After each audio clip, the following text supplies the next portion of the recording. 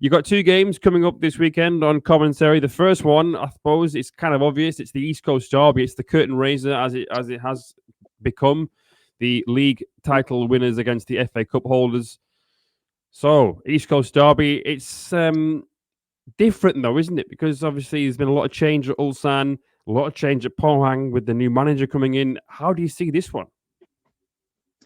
Yeah, well, I wish it was an expected top half clash or even a top two clash of the kind that we saw last year. But most realistically, this is going to be ultimately a top half versus bottom half clash. I think Pohang would have a lot to do, I think, to cope, even if they still had manager Kim Ki-dong with the losses they've had. I mean, I remember in 2020 Pohang doing pretty well, just hanging on to the coattails just about of Jeonbuk and Ulsan. But then the next season finishing 9th, even with Kim Ki-dong in charge. Of course, they then bounced back to finish in the top 3 again for the next 2 seasons, including second last year. But they've lost Go Young-jun, they've lost Zeka, they've lost Alex Grant, who's an absolute rock at the back, brilliant defender, so important to what they were doing defensively. Who else have they lost? Ha Chang-rae, his centre-back partner. Oh, goodness me, yeah. I mean, I'm a big fan of his as well. Kim Seung-dae, while not the most effective goal scorer for Pohang, I think would have probably had an impact in the dressing room as an experienced pro, and someone who causes a nuisance even when he's not scoring.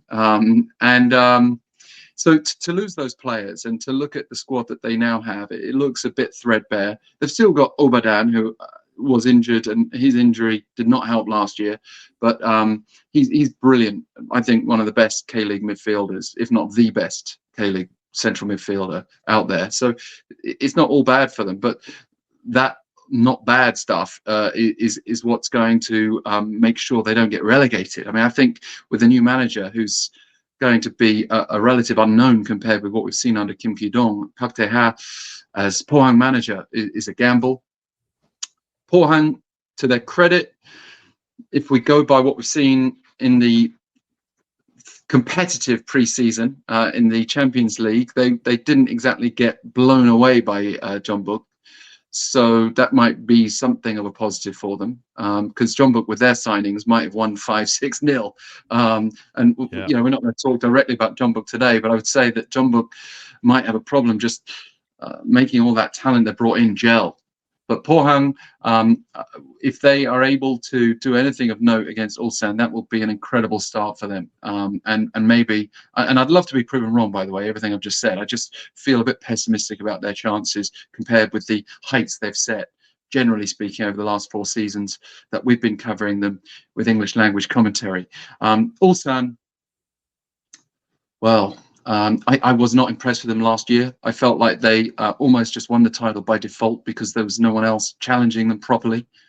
They did enough in the end, but they had stretches of the season where they were underwhelming and performing within themselves and just picking up wins in games where they probably should not have won. And I think they just didn't make the most of their talents either. But the thing is, you look at their squad, and it's still a very talented squad. If manager Hong Myung-bol can get back the fire from the previous season when they won their first title in 15 odd years, then they'll probably do very well and take some real beating. And I think they've got to be the favourites. But I'm just a little bit wary to say they're going to win the title again, because there are some unknowns there with other teams, and they were underwhelming last year. And manager Hong Myung-bol has lost Vako. We've got Kelvin who's come in. Sometimes you see players come in and they do really well. Other times, like Rafa Silva at Jeonbuk last year, they do less well. So it's kind of a jury's out situation with them. But I'm fascinated to see how the opener turns out, because I think it's a very, very early benchmark for both teams that will indicate what direction they're going to go in.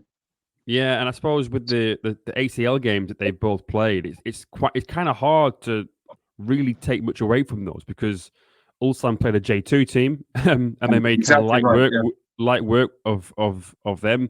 And Pohang, I mean, I suppose the lineup, there was no Obadan, who you just mentioned, so it might be a hint there that he's not fit yet. He's not ready to come back. So the longer they are without him, then obviously the sort of harder it's going to be for them. But yeah, I think Ulsan, they should win this. I don't think they are as strong as last year, just because I think that their recruitment's been a bit odd, and they've obviously lost big players like Vako and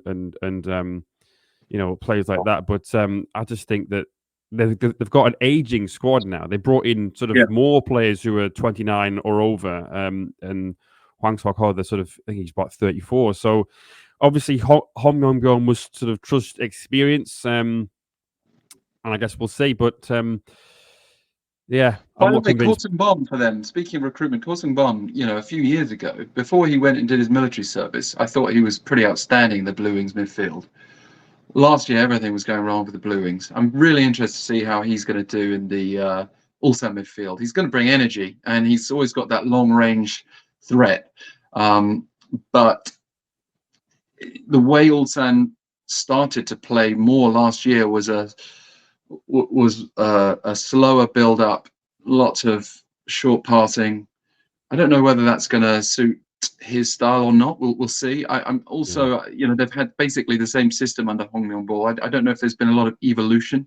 I said before, I don't think they've made the most of their talents. Martin Adam is probably a 30-goal-a-season striker if you use him properly, but Ju Min-kyu is the main man. Kim Ji-hyun, I saw him on the score sheet in the Champions League. I don't know whether he'll feature much, but Gustav Ludvigsson, a promising winger who, I mean, not promising in terms of age, but promising in terms of what he could offer the K-League. For some reason was left out a lot after a decent start to last year.